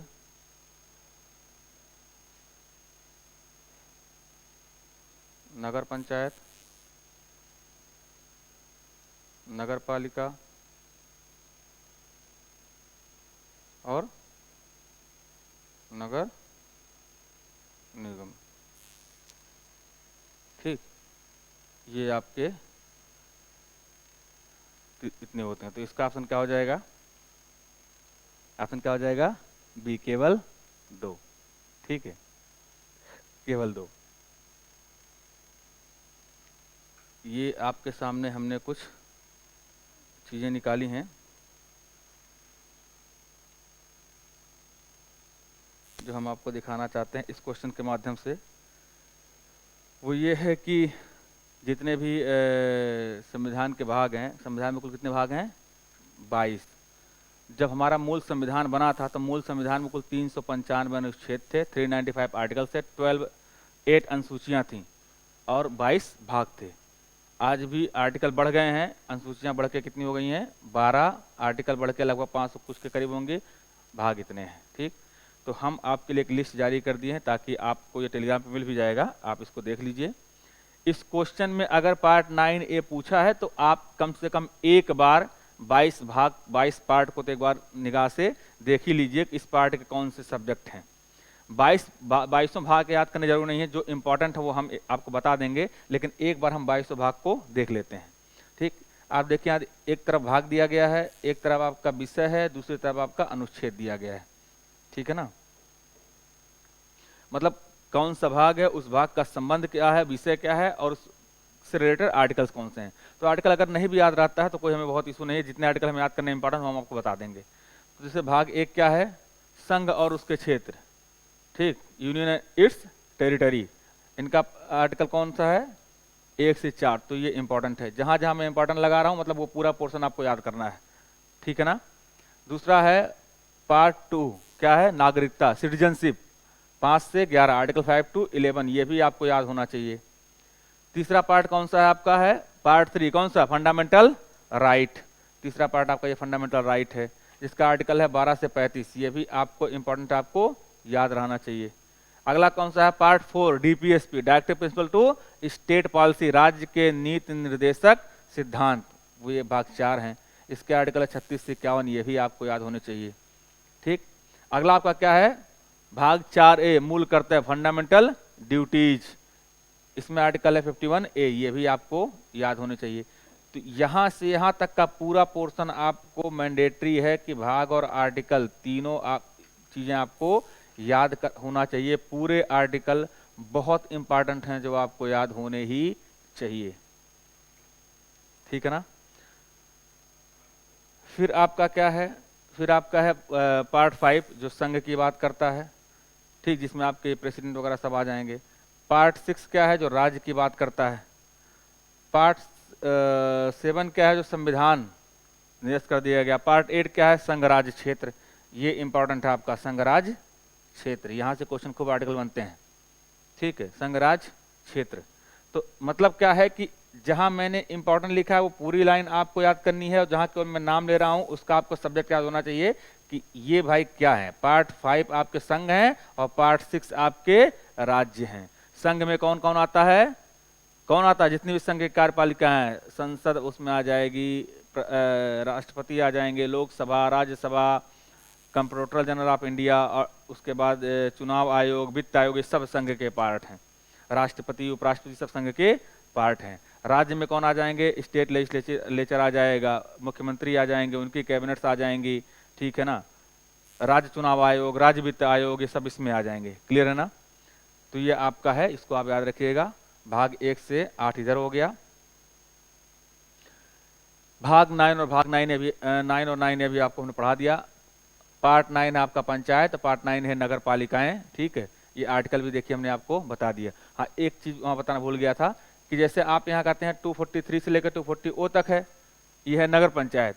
243 से लेकर के 243 ZG तक ये आता है आपका नगर पालिका, ठीक है, याद रखना। ओवरऑल ये पूरा आर्टिकल क्या है, 243 ही है। ओवरऑल आर्टिकल क्या है, 243। क्लियर है ना। पार्ट 11 में आओ, अनुसूचित और जनजातीय क्षेत्र, ये मोस्ट इंपॉर्टेंट है, इसको आपको याद होना ही चाहिए। पार्ट 11 में आ जाओ, संघ और राज्यों के बीच संबंध। पार्ट 12 में आ जाओ, वित्त, संपत्ति, संविदाएं और बंटवारा, ठीक। पार्ट 13 में आ जाओ, भारत के राज्य क्षेत्र के भीतर व्यापार, वाणिज्य एवं समागम। पार्ट 14 आप देखिए, संघ और राज्यों के अधीन सेवाएं। पार्ट 14A देखिए, अधिकरण। अधिकरण का मतलब क्या है, ट्रिब्यूनल्स, बहुत इंपॉर्टेंट हैं। तो ये वाला पोर्शन, ये वाला पोर्शन बहुत इंपॉर्टेंट है। ये वाला पोर्शन बहुत इंपॉर्टेंट है, इसको छोड़ना नहीं है, इसको छोड़ना नहीं है। ट्रिब्यूनल्स को बिल्कुल छोड़ना नहीं है। आर्टिकल 2 ही तो है, 323A, 323B, ठीक है। फिर ये आपका निर्वाचन, पार्ट 15 निर्वाचन। पार्ट 16 कुछ वर्गों के लिए विशेष उपबंध। तो ये वाला आर्टिकल आपके लिए इंपॉर्टेंट है। और पार्ट 17 है ना ये, राजभाषा। और पार्ट 18 आपका आपात उपबंध। ये तीनों इंपॉर्टेंट है। जिन पे इंपॉर्टेंट लिख रहा हूं वो पूरा आपको पढ़ने हैं, जिन पे कुल टिक कर रहा हूं उनका केवल सब्जेक्ट आपको याद रखना है। उनके आर्टिकल कुछ सेगमेंट में याद रखने हैं, जैसे राज्यसभा का आर्टिकल कौन सा है, लोकसभा कौन सा, प्रेसिडेंट कौन सा, प्रेसिडेंट का महाभियोग कौन सा है, ये टुकड़ों में याद रखना है, पूरा नहीं याद रखना। क्लियर है ना। कैग का कौन सा आर्टिकल अपॉइंटमेंट का है, ठीक है ना, ये सब टुकड़ों में याद रखना है। लेकिन जो पूरे याद रखना वो ये हैं, क्योंकि आपको आपात उपबंध 352 360 याद रखने हैं, ठीक है। फिर आप आ जाओ पार्ट 19 प्रकीर्ण। पार्ट 20 संविधान के संशोधन, मोस्ट इंपॉर्टेंट है, ये आपको याद रखने ही रखने हैं, ठीक है ना। पार्ट 21 अस्थायी संक्रमणकालीन विशेष उपबंध। पार्ट 22 संक्षिप्त नाम प्रारंभ हिंदी में प्राधिकरण, ये बहुत इंपॉर्टेंट है, ये याद रखने हैं, ठीक है ना। तो हमने आपको अभी तक जो बताए हैं भाग कौन कौन से, आप हमें बता सकते हैं कौन कौन से याद रखने हैं हमें। एक बार मैं आपको रिवाइज करा दूं फिर से, कौन कौन से हैं पार्ट आपके। देखिए, पहला तो आप बोलिए हमें पार्ट 1 2 3 4, ये आपको याद रखने हैं पूरे कंप्लीट। सॉरी,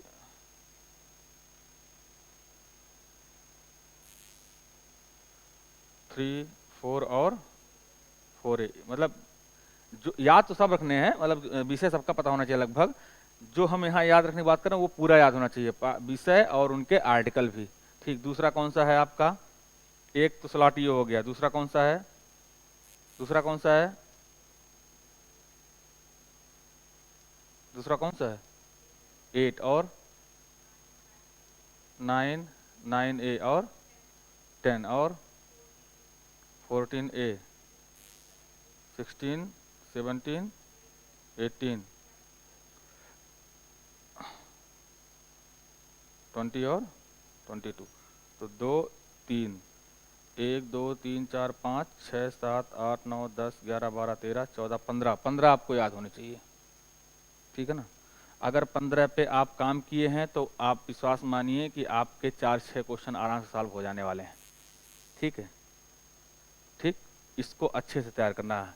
कोई कुछ भी कहे, मेरा खुद का मानना है कि इस पे हमेशा काम किए जाने चाहिए। अभी आपको एक आगे क्वेश्चन मिलेगा भी इसी से रिलेट करते हुए, ठीक है। तो आपको ये याद होने ही चाहिए आर्टिकल, ठीक। चलिए अगला क्वेश्चन क्या है। राष्ट्रीय विकास परिषद का गठन, बहुत नॉर्मल क्वेश्चन है। राष्ट्रीय विकास परिषद का गठन कब हुआ था? हाँ, तो राष्ट्रीय विकास परिषद क्वेश्चन आपका है। क्वेश्चन मैं टेलीग्राम पे खोलूँ या पढ़ दूँ ऐसे ही?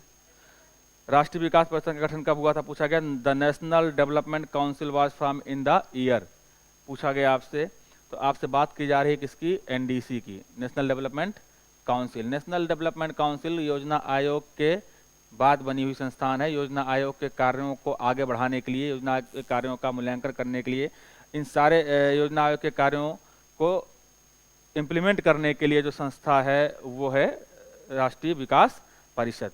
तो जिस तरीके से योजना आयोग का गठन सरकार के निर्देशों के अनुसार किया गया था, उसी तरह राष्ट्रीय विकास परिषद का गठन भी सरकार के निर्देशों के अनुसार किया गया था। तो जिस तरीके से योजना आयोग एक गैर संवैधानिक संस्था थी, वैसे राष्ट्रीय विकास परिषद भी एक गैर संवैधानिक संस्था है, ठीक है ना। तो राष्ट्रीय विकास परिषद का गठन जो किया गया था वो किया गया था 1952 में। और इसका क्या एम था? इसका एम था योजना आयोग के द्वारा किए गए कार्यों का मूल्यांकन करना, उनका इम्प्लीमेंटेशन करवाना, उनकी जांच प्रक्रियाओं को आगे करना, देखना, सारी चीज़ों को मेजर करना। राष्ट्रीय विकास परिषद में राज्यों को भी पार्टिसिपेशन दिया गया। राष्ट्रीय विकास परिषद का जो चेयरमैन होता कौन होता है? जो चेयरपर्सन होता कौन होता है? पीएम, ठीक। कौन होता है? पीएम। और राष्ट्रीय विकास परिषद के जो सदस्य होते हैं उनमें प्रधानमंत्री, संघ के कैबिनेट, राज्यों के सीएम, केंद्र शासित प्रदेश के मुखिया या राज्यपाल जो भी हैं, ठीक है, ये सारे लोग इसके पार्ट होते हैं, इसके सदस्य होते हैं। हाँ, इसके सदस्य, योजना आयोग के सदस्य भी इसमें शामिल होते हैं। तो राष्ट्रीय विकास परिषद का जो गठन है वो 1952 में हुआ है। तो अब तो नीति आयोग आ गया है, तो उनकी प्रासंगिकता तो लगभग खत्म ही है। तो नीति आयोग को हम आगे पढ़ेंगे। तो इसमें बस इतना जान लेना है कि 1992 में ये बनी थी और इनके सदस्य कौन कौन होते हैं। तो हमने आपको बताया सदस्य कौन होते हैं, इसका अध्यक्ष कौन होता है, तो अध्यक्ष इसका पीएम होता है। गैर सरकारी गैर संवैधानिक संस्था है, ठीक। अगला क्वेश्चन पे आइए। 42, भारत के संविधान के निम्नलिखित अनुसूची में 3 विधा सूचियों का प्रावधान किया गया है। The provision of 3 legislative lists in is found in the following schedule of the Indian constitution. आपको दिया गया है 6, 7, 8। हमने अभी आपसे कुछ देर पहले बात किया कि भारतीय संविधान जब हमारा बना था तो मूल संविधान में कुल कितने पार्ट थे? 22। कितने आर्टिकल थे? कितने आर्टिकल थे? 395। और कितने शेड्यूल थे? 8। अब कितने हैं? 12। अब कितने हैं? 12। 12 में नए कौन कौन जुड़े हैं? एक 9, सॉरी 10, 11 और 12, ठीक है ना। 10 क्या है? Anti defection law. 10 क्या है? Anti defection law. 11 क्या है? 11 क्या है? पंचायती राज से संबंधित सब्जेक्ट है। 12 क्या है? 12 क्या है? नगर पालिका से संबंध है, अभी बताया 2 मिनट पहले, ठीक है, समझ गए। तो जो 7 शेड्यूल इसमें है, 7 शेड्यूल के तहत पूरे कार्य को, संघ पूरे भारतीय कार्यों को, विषयों को, संवैधानिक विषयों को 3 भाग में बांट दिया गया। पहला 3 लिस्ट जारी की गई। पहली लिस्ट को बोलते हैं आप सेंट्रल लिस्ट, दूसरी लिस्ट को बोलते हैं आप स्टेट लिस्ट, और तीसरी लिस्ट को बोलते हैं आप कॉन्करेंट लिस्ट। तो सेंट्रल लिस्ट में मुझे डेटा याद नहीं है तो मैं देख के बता देता हूँ। सेंट्रल लिस्ट में आपके तो 7th शेड्यूल है। 7th शेड्यूल में संवैधानिक कार्यों को 3 पार्ट में बांट दिया गया है। पहला है कॉन्करेंट लिस्ट, सेंट्रल लिस्ट है, दूसरा स्टेट लिस्ट है और तीसरा कॉन्करेंट लिस्ट है। सेंट्रल लिस्ट में कुल पहले आपके पास 97 सब्जेक्ट थे, अब इस समय कितने हो गए हैं? 100। ठीक।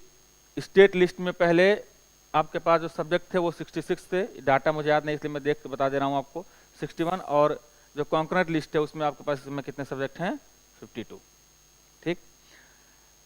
इसका मतलब क्या है? लिस्ट को क्यों डिवाइड किया? लिस्ट को डिवाइड इसलिए किया गया ताकि डेमोक्रेसी मेंटेन रहे, लोकतंत्र बना रहे और शक्तियों का पृथक्करण, जिसका आप संविधान के डीपीएसपी के आर्टिकल में बात करते हैं, आपको होमवर्क देता हूं कौन सा आर्टिकल है, तो शक्तियों के पृथक्करण का सिद्धांत बना रहे।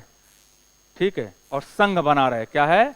संघ बना रहे, क्योंकि यूनियन में शक्तियों का पृथक्करण हमारे संविधान में डीपीएसपी में आर्टिकल में दिया गया है। ठीक। तो शक्तियों का पृथक्करण का सिद्धांत बना रहे और स्टेट और सेंटर के बीच में, स्टेट और सेंटर के बीच में रिलेशन अच्छा बना रहे, इसलिए कार्यों का बोझ कम करते हुए कार्यों को 3 ट्रांसपेरेंट लिस्ट में बांट दिया गया। पहला हो गया आपका सेंट्रल लिस्ट, दूसरा हो गया आपका स्टेट लिस्ट और तीसरा हो गया कॉन्करेंट लिस्ट। सेंट्रल लिस्ट का मतलब क्या हो गया? संघ सूची। स्टेट का मतलब राज्य सूची और कॉन्करेंट का मतलब समवर्ती सूची।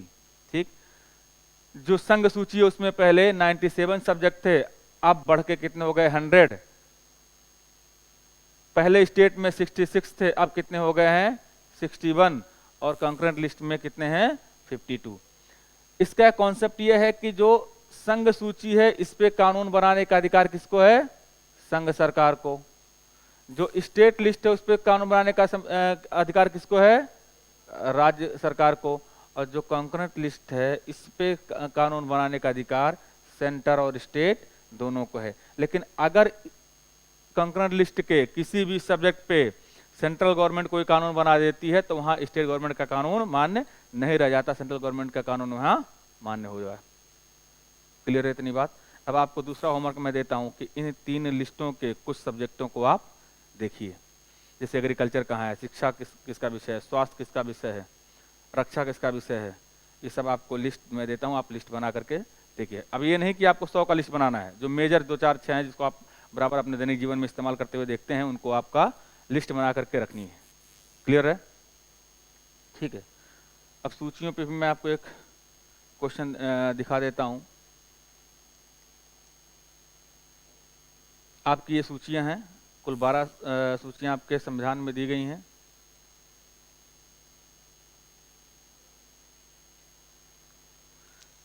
ठीक। तो आपके संविधान में कुल इस समय प्रेजेंट में 12 सूचियां हैं। प्रथम अनुसूची है जिसको फर्स्ट शेड्यूल है, इसका सब्जेक्ट क्या है? राज्यों और संघ राज्य क्षेत्रों का वर्णन, स्टेट और यूनियन टेरिटरी का एरियाज का एक्सप्लेनेशन। दूसरी अनुसूची में है जिसमें आपके शपथ की बात की गई है, सॉरी, दूसरी अनुसूची में आपके कुछ उपबंध हैं, जैसे राष्ट्रपति, राज्यों के राज्यपाल, लोकसभा के अध्यक्ष, उपाध्यक्ष, राज्यसभा के सभापति, उपसभापति, विधानसभा के अध्यक्ष तथा उपाध्यक्ष, विधान परिषद के सभापति तथा उपसभापति, उच्चतम तथा उच्च न्यायालय के न्यायाधीशों एवं भारत के नियंत्रक महालेखा परीक्षक के संबंध में कुछ बातें कही गई हैं। तो पहली लिस्ट है वो है सेंटर, पहली लिस्ट है यूनियन एंड इट्स टेरिटरी या स्टेट।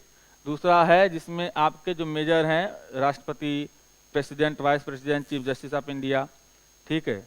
बाकी लेजिस्लेटिव काउंसिल, लेजिस्लेटिव असेंबली के जो चीफ हैं, लोकसभा और राज्यसभा के जो चीफ हैं, इनके बारे में कुछ उपबंध किया गया है। जो शेड्यूल 3 है ये शपथ की बात करती है। किसकी बात करती है? शपथ की बात करती है। शेड्यूल 4 है जो राज्यसभा में स्थानों के आरक्षण की बात करती है। राज्यसभा में किस स्टेट का कितना सीटों, आरक्षण नहीं सॉरी, सीटों के आवंटन की बात करती है। तो राज्यसभा में किस स्टेट की कितनी सीटें होंगी ये अनुसूची 4 के हिसाब से डिसाइड की जाती है। 5वीं अनुसूची है अनुसूचित क्षेत्रों और अनुसूचित जनजातीय क्षेत्रों से, लेकिन यहाँ एक चीज ध्यान रखना, यहाँ 4 क्षेत्र शामिल नहीं है। असम, मेघालय, त्रिपुरा, सॉरी मिजोरम है। ठीक है। असम, मेघालय, त्रिपुरा और मिजोरम राज्यों में जनजातीय क्षेत्रों के प्रशासन के बारे में उपबंध करती है।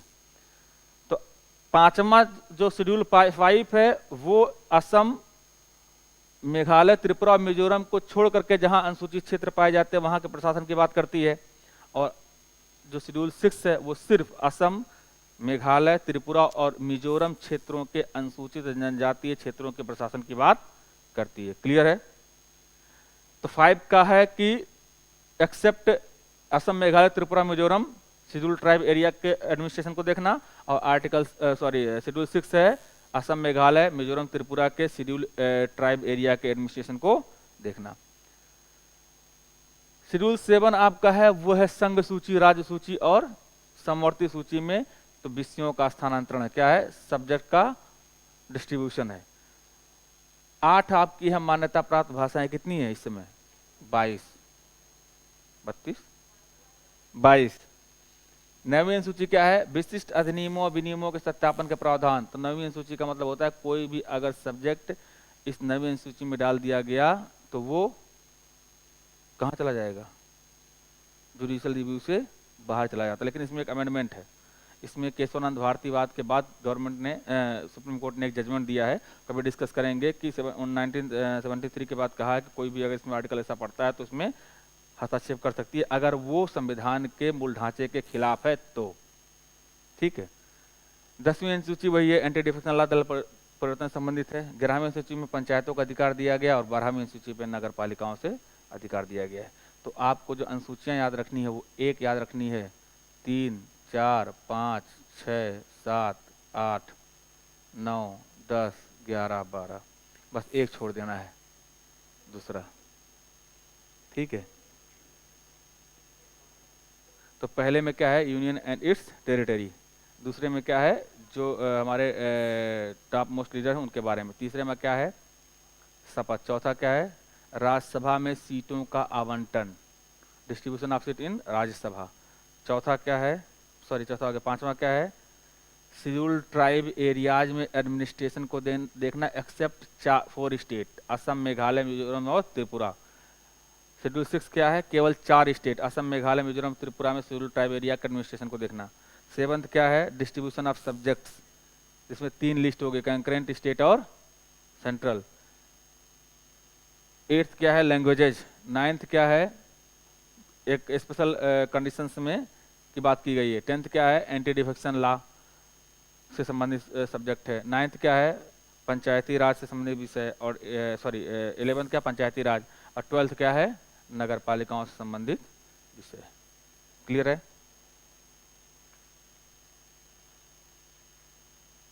आगे आ जाइए। कौन सा है? 36,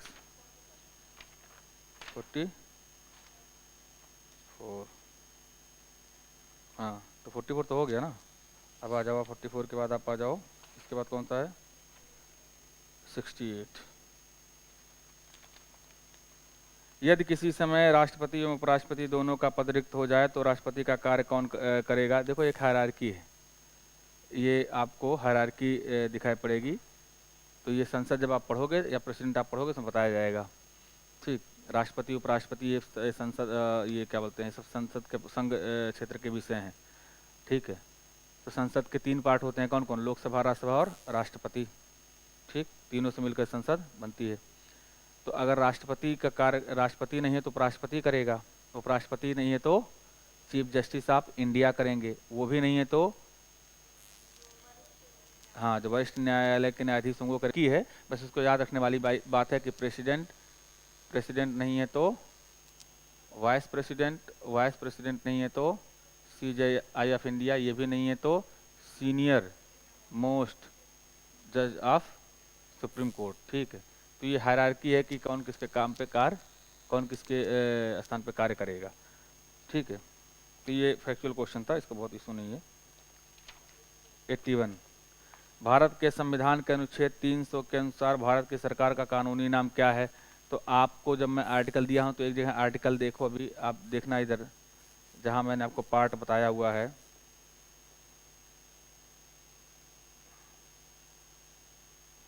यहाँ देखिए, जब इसको पढ़ोगे ना तो इसी में आपको दिखाई पड़ेगा एक जगह आर्टिकल 300 है। आर्टिकल 300 में आर्टिकल 300 क्या कहता है कि भारत सरकार द यूनियन ऑफ स्टेट के नाम से कोई भी कार्य कर सकता है। तो ये भी फैक्चुअल क्वेश्चन है, बड़ा टिपिकल पूछ लिया गया है। तो आर्टिकल 300 में सरकार के वित्तीय कार्यों के हिसाब से सरकार के अधिकार क्षेत्र की बात किया था। वहाँ कहा जाता है कि आर्टिकल 300 के तहत भारत सरकार द यूनियन ऑफ स्टेट के रूप में, sorry the union of India के नाम से अपने कार्यों को संचालित आगे करेगी। तो आर्टिकल 300 में आपको कहा गया द यूनियन ऑफ इंडिया, ठीक है। और एक और आर्टिकल जो मैं बताया था, आर्टिकल 300 ये किससे संबंधित है? राइट टू प्रॉपर्टी, ठीक। पहले राइट टू प्रॉपर्टी कहाँ था? फंडामेंटल राइट में। पहले right to property fundamental right में था, लेकिन 44th अमेंडमेंट 1978 हुआ। तो 1978 में 44th अमेंडमेंट से इस फंडामेंटल को राइट को निकाल करके एक नया आर्टिकल जोड़ा गया, आर्टिकल 300A, और इसमें डाल दिया गया। तो 44th अमेंडमेंट 1978 के तहत फंडामेंटल राइट से निकाल करके एक नया आर्टिकल 300A जोड़ दिया गया। तो पहले right to property fundamental right था, यानी कि पहले राइट टू प्रॉपर्टी संवैधानिक फंडामेंटल राइट था, ठीक है। अब क्या है? एक लीगल राइट है। क्या है? पहले फंडामेंटल राइट था, अब क्या है? एक लीगल राइट है। क्लियर है ना? तो कब हुआ? अगर हम कहें कि राइट टू प्रॉपर्टी संपत्ति के अधिकार में क्या परिवर्तन हुआ, तो आप कहेंगे 44 अमेंडमेंट 1978 के पहले फंडामेंटल राइट और 44th अमेंडमेंट 1978 के बाद लीगल राइट।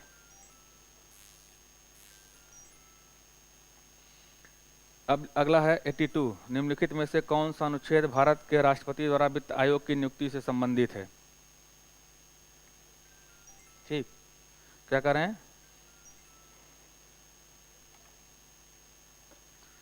बात कर रहे हैं फाइनेंस कमीशन की। किसकी? फाइनेंस कमीशन के अपॉइंटमेंट की, ठीक। तो फाइनेंस कमीशन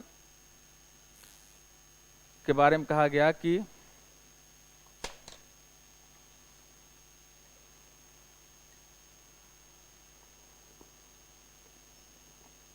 ऑप्शन देख के बताओ आपके हिसाब से कौन सा होना चाहिए। कितने लोग 280 के पक्ष में?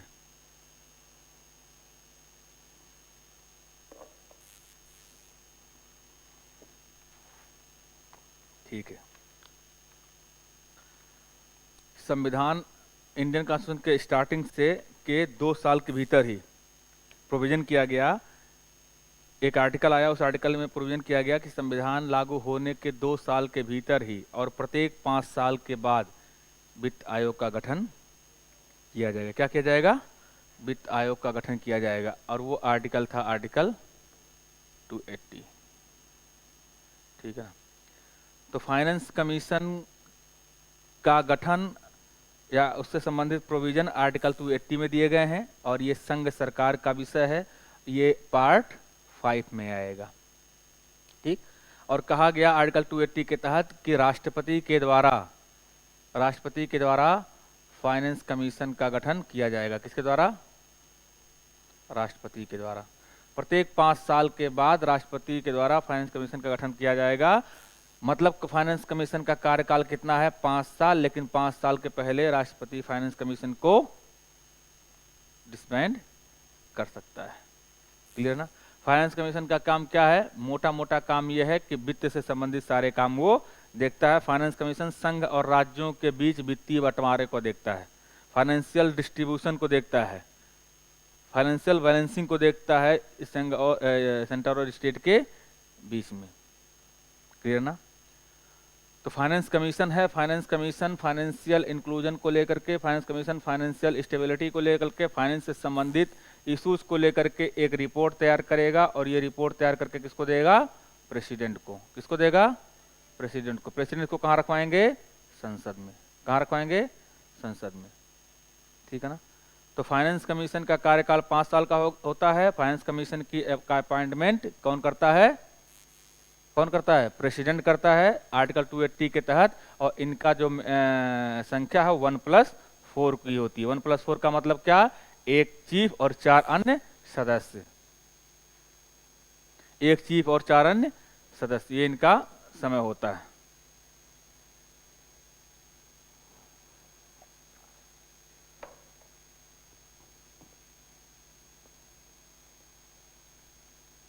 ठीक, तो फाइनेंस कमीशन आपको 280 से संबंधित है और इनका गठन राष्ट्र प्रेसिडेंट के द्वारा किया जाता है, ठीक है ना। इनका ड्यूरेशन 5 ईयर का होता है, 5 ईयर के पहले प्रेसिडेंट डिसबैंड कर सकता है। इनकी जो योग्यता है, जिसको आप एलिजिबिलिटी बोलते हो, वो एलिजिबिलिटी किसके द्वारा तय की जाती है?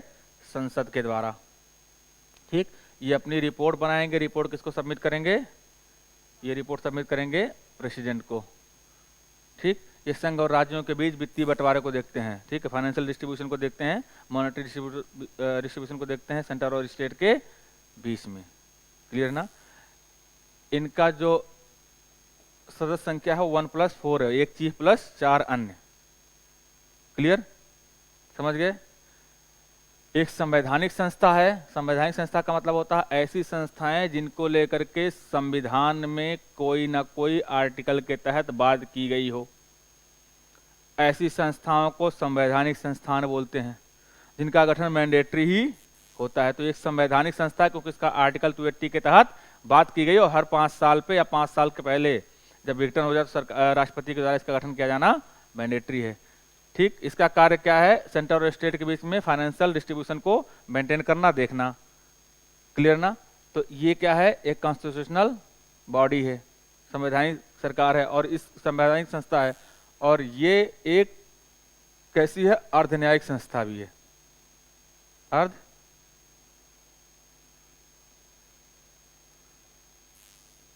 अर्ध न्यायिक संस्था भी है।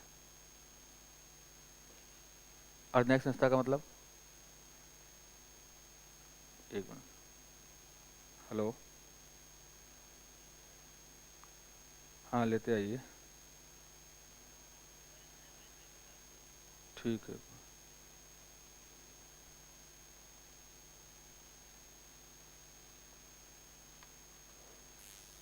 ठीक, तो फाइनेंस कमीशन है। फाइनेंस कमीशन है। फाइनेंस कमीशन को आपने कहा कि दो बात इसके बाद बारे में कही। एक आपने कहा ये कॉन्स्टिट्यूशनल बॉडी है, दूसरा आपने कहा क्या है? क्वासी जुडिशियल बॉडी है। क्वासी जुडिशियल बॉडी है। क्वासी जुडिशियल बॉडी का मतलब होता है कि जिसके पास कानून बनाने की शक्ति तो हो, ठीक है ना, लेकिन जुडिशियरी शक्ति नहीं हो। कैसी हो? जुडिशियरी पावर नहीं हो, न्यायिक शक्ति उसके पास नहीं हो, न्यायालय की शक्तियां उसके पास नहीं, उसको बोलते हैं क्वासी जुडिशियरी बॉडी। तो क्वासी जुडिशियल बॉडी है ये,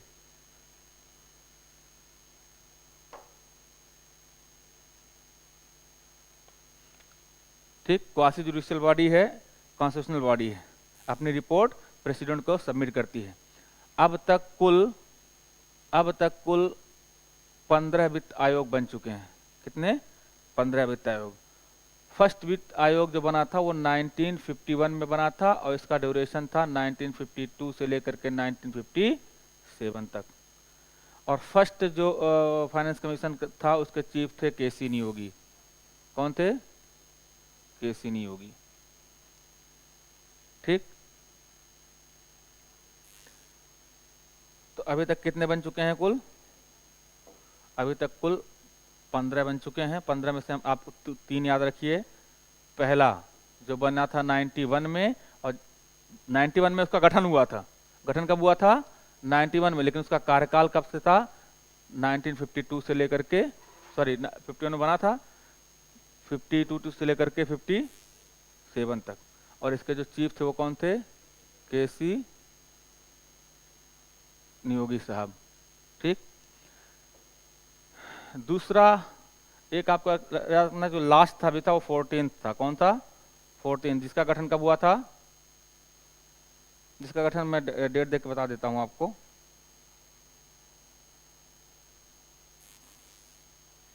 जिसका गठन हुआ था 2012 में इनका गठन हुआ था। कब हुआ था?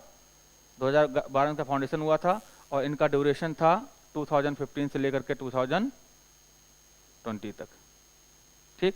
और इसके जो चीफ थे वो थे YV रेड्डी साहब, ठीक। इस समय जो है वो है 15th फाइनेंस कमीशन, जिसका गठन हुआ कब? 2017 में इनका क्या हुआ है? गठन। और ये इनका कार्यकाल कब है? 2020 से लेकर के 2025 तक। और इनका चीफ कौन है? मैं बता देता हूँ आपको। चीफ हैं इनके,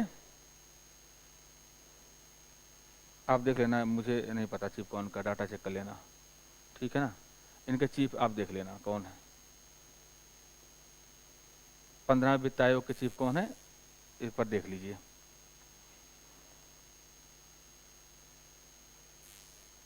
एनके सिंह, हाँ, तो इनके चीफ हैं एनके सिन्हा, ठीक, क्लियर है, ठीक। तो फाइनेंस कमीशन भी आपका खत्म हो गया। अगला क्वेश्चन देखिए 83। भारत की संसद को कानून निर्माण की शक्ति निम्नलिखित के लिए प्राप्त है। The parliament of India has the power to legislate for the following. Bharat का संघ, union of India, territory of India, Indian subject resident and their property situated anywhere in the world. Bharat का संघ, भारत का प्रदेश, उपप्रदेश, डोमिनियन, विश्व में कहीं भी रहने वाले भारतीय नागरिक एवं उनकी संपत्ति। ऑप्शन क्या होगा? तीनों। क्यों? इंडिया सोवरेन नेशन है, और आपने कहा है इंडिया एंड इट्स टेरिटरी, ठीक है ना। और अभी आपको हमने बताया आर्टिकल 300 की Bharat the union of India के नाम से काम करेगा अपने अधिकार क्षेत्र में, कहीं भी जहाँ इसके अधिकार क्षेत्रों में काम करेंगे। तो भारत एक सोवरेन नेशन है, यूनियन एंड इट्स टेरिटरी के रूप में ये कार्य करेगा। तो ये अपने भारत यूनियन ऑफ इंडिया के लिए कानून बना सकता है, टेरिटरी ऑफ इंडिया के लिए बना सकता है, और Indian subject resident and their property situated anywhere in the world के लिए भी कानून बना सकता है, ठीक। तो इसका ऑप्शन हो जाएगा तीनों, 1 2 3।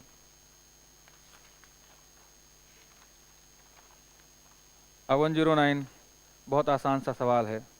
भारत के संविधान के अनुसार केंद्र की कार्यपालिका शक्ति किसमें निहित है?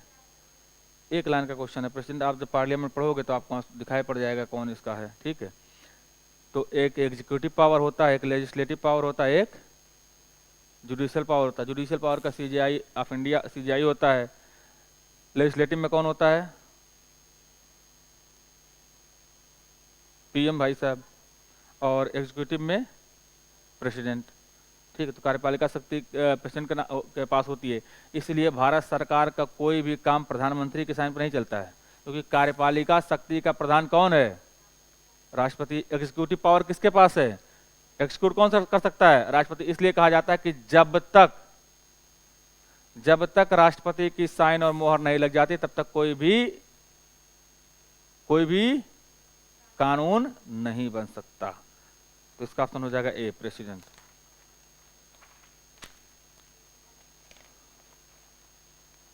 वन 110, ये भी बहुत फैक्चुअल क्वेश्चन है, ठीक है।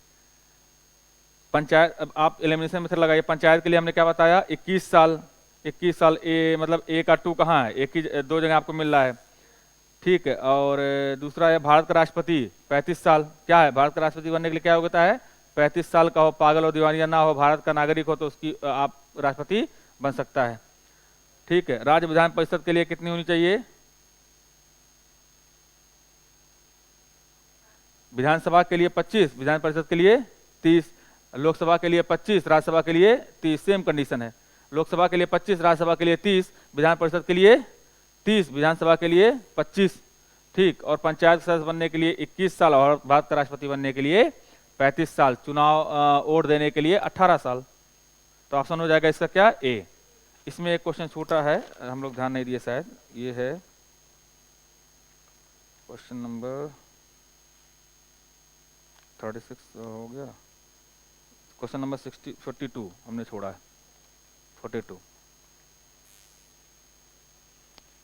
42 देखिए। संविधान के निम्नलिखित अनुच्छेद के अंतर्गत संसद के दोनों सदनों के संयुक्त अधिवेशन का प्रावधान है। The provision of a joint sitting of both the houses of parliament is mention in the constitution under the following article 100, 108, 110, none of the above. कौन सा? 108 बिल्कुल सही जवाब है। आपको पता है ना कि कोई भी बिल आता है, जब कोई भी बिल आता है, बिल 2 तरीके के होते हैं, एक ऑर्डिनरी बिल होता है और एक गवर्नमेंट बिल होता है यही तो बिल होते हैं। ऑर्डिनरी बिल का मतलब होता है जो नॉन मिनिस्ट्रियल पर्सन द्वारा जारी किए जाते हैं या लाए जाते हैं, और ये जो गवर्नमेंट बिल होते हैं, सरकारी बिल होते हैं जो किसी मंत्री वगैरह के द्वारा लाए जाते हैं। ठीक, नेचर में भी ये दो तरीके आप देखते हैं, एक साधारण बिल होता है, एक साधारण विधेयक होता है। ठीक, साधारण विधेयक, और एक वित्त विधेयक होता है। क्या होता है? वित्त विधेयक। ऐसे एक होता है संशोधन विधेयक, भी आपने पढ़ा है, ठीक है ना, पढ़ा है संशोधन विधेयक। वित्त विधेयक में भी आप दो तरीके के तोड़ते, एक होता धन विधेयक और एक होता सामान्य वित्त विधेयक। ठीक है,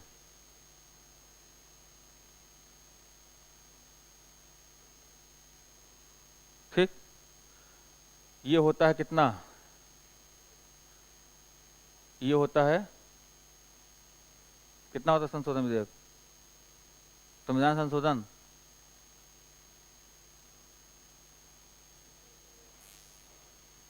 ठीक, तो आप नॉर्मली ये जानते हैं, आपने देखा होगा कि जब कोई बिल आता है तो ये बिल किसी भी हाउस में आ सकता है, या तो वो लोकसभा में आएगा या तो वो राज्यसभा में आएगा। बस धन विधेयक लोकसभा से पास होता है। ठीक, उसके एक्सेप्शनल केस छोड़ देते हैं, नॉर्मली जो है बिल किसी भी लोकसभा में आएगा। इस सभा में भी उनको 3 स्टेज से जाना पड़ता है। ठीक, और इसमें भी उनको 3 स्टेज से गुजरना पड़ेगा। भेज तो दिया, भेज तो दिया। ठीक है, तो 3 इधर पास हो जाएंगे, 3 इधर होंगे। किसी भी हाउस में जब बिल आएगा, उस वहां मान लो इस हाउस से पास हो गया, तो अब यहाँ पास होने के बाद कहाँ जाएगा? दूसरे हाउस में जाएगा। अब दूसरे हाउस में भी दो कंडीशन, पहली कंडीशन ये बन सकती है कि दूसरा हाउस उस बिल को क्या करे? पास कर दे।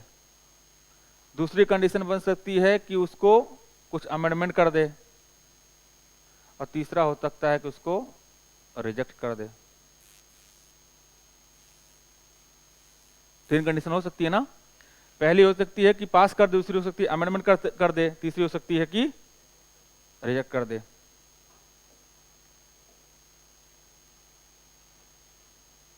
तो ये फर्स्ट हाउस है, ये सेकंड हाउस है, ठीक है ना, समझना जरा। ठीक है, फर्स्ट हाउस में बिल आया और यहाँ पास हो गया। अब यहाँ पास होके कहाँ चला गया? सेकंड हाउस में। सेकंड हाउस में 3 कंडीशन बनेगी। पहली कंडीशन कि ये बिल को पास कर दें। अगर पहली कंडीशन बनी तो इसका मतलब हो गया कि दोनों हाउस से बिल पास हो गया। इसका मतलब ये हो गया ना कि दोनों हाउस से बिल पास हो गया। दोनों हाउस से बिल क्या हो गया? पास हो गया। अब ये बिल पास होकर कहाँ जाएगा? प्रेसिडेंट के पास। प्रेसिडेंट के पास पावर है कि उसको क्या कर दे? साइन कर दे, या उसको वीटो लगा दे। ठीक है, प्रेसिडेंट का आगे काम आगे देखेंगे, वीटो लगा दे। दूसरा हो सकता है कि ये इसको अमेंडमेंट कर दे। क्या कर दे? अमेंडमेंट कर दे। अगर ये अमेंडमेंट कर दिया तो अमेंडमेंट करके फिर कहाँ जाएगा? इनके पास। अब हो सकता है कि वो इस अमेंडमेंट को क्या करें? मान ले। अमेंडमेंट को क्या करें? मान ले। अगर अमेंडमेंट को मान लिए तो फिर दोनों हाउस से बिल क्या किया जाएगा? पास माना जाएगा। पास होने के बाद फिर कहाँ जाएगा? ये प्रेसिडेंट के पास। दूसरी कंडीशन यहाँ हो सकती है कि ये उस अमेंडमेंट को क्या कर दें? रिजेक्ट कर दें। रिजेक्ट कर देंगे तो इनके बीच में क्या पैदा हो गया? गतिरोध। क्या पैदा हो गया? गतिरोध। यानी कि गतिरोध का मतलब क्या हो गया? कॉन्फ्लिक्ट पैदा हो गया। क्या पैदा हो गया? कॉन्फ्लिक्ट पैदा हो गया। तीसरी कंडीशन हो सकती है कि जब बिल यहाँ पहले से पास होकर के आए, कहाँ? दूसरे वाले में, तो हो सकता है कि ये इसको रिजेक्ट कर दें। अगर इसको रिजेक्ट कर दिए तो भी क्या हुआ? कॉन्फ्लिक्ट पैदा हो गया ना। ठीक, तो कॉन्फ्लिक्ट पैदा हुए ना दो जगह। तो अब इस कॉन्फ्लिक्ट को ऐसा दूर किया जाए, क्योंकि अगर कॉन्फ्लिक्ट बना रह गया तो फिर तो काम बन नहीं पाएगा, कानून बन नहीं पाएगा, कानून बनना मैंडेटरी है। तो कॉन्फ्लिक्ट को दूर करने के लिए, तो इस कॉन्फ्लिक्ट को दूर करने के लिए प्रेसिडेंट के द्वारा क्या बुलाया जाता है? Joint session. क्या? Joint session. और ज्वाइंट सेशन के लिए आर्टिकल कितना? 108। आर्टिकल 108 के तहत प्रेसिडेंट के द्वारा ज्वाइंट सेशन बुलाया जाता है। बस ज्वाइंट सेशन के लिए मैंडेटरी ये है कि 1/10वां भाग प्रेजेंट होना चाहिए। ठीक है, ये मैंडेटरी है, इसको बोलते हैं कोरम। क्या बोलते हैं? कोरम 1/10 पूरा होना चाहिए। तो दोनों हाउस के ज्वाइंट सेशन बुलाई जाएगी, दोनों हाउस आएंगे, दोनों हाउस के ज्वाइंट सेशन के जो चेयर अध्यक्षता करते हैं, जो चेयरपर्सन होते हैं, कौन होते हैं? लोकसभा स्पीकर। कौन होते हैं?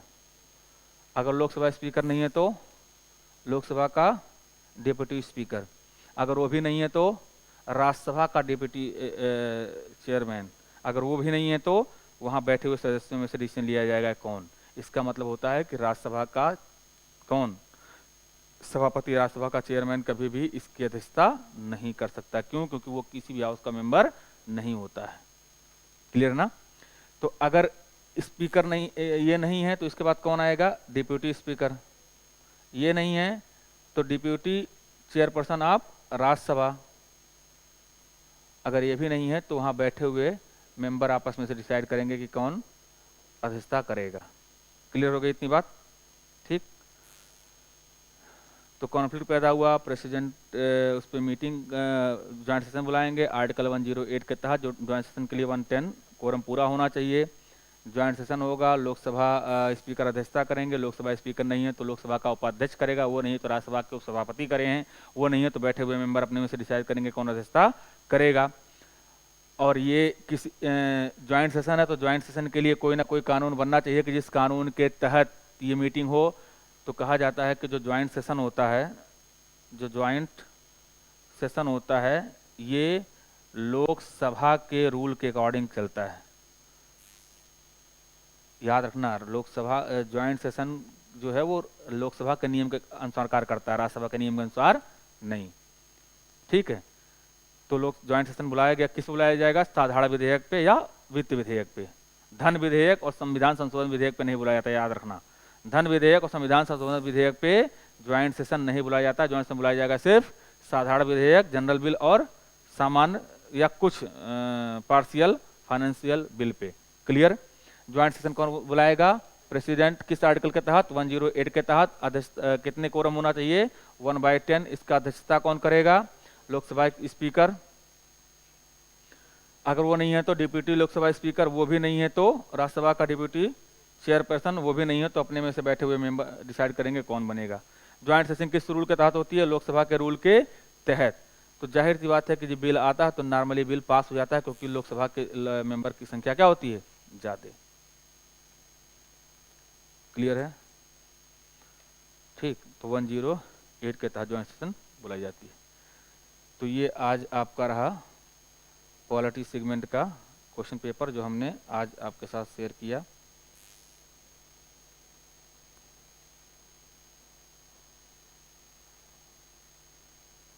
ठीक। तो पॉलिटी पेपर का सेगमेंट रहा यूपी पीसीएस आरओ मेंस 2021 के पॉलिटी सेगमेंट के जीएस पेपर को हम लोग डिस्कस किए हैं। अगली क्लास में हम करेंगे हिस्ट्री के सेगमेंट को कंप्लीट करेंगे। ये जितने भी यहाँ भी हमने आपको पढ़ाया इसका पीडीएफ आपको टेलीग्राम पे मिल जाएगा। हिस्ट्री क्वेश्चन आप सर्च करके कल रखिए, कल हम इस पर बात करेंगे। ठीक है।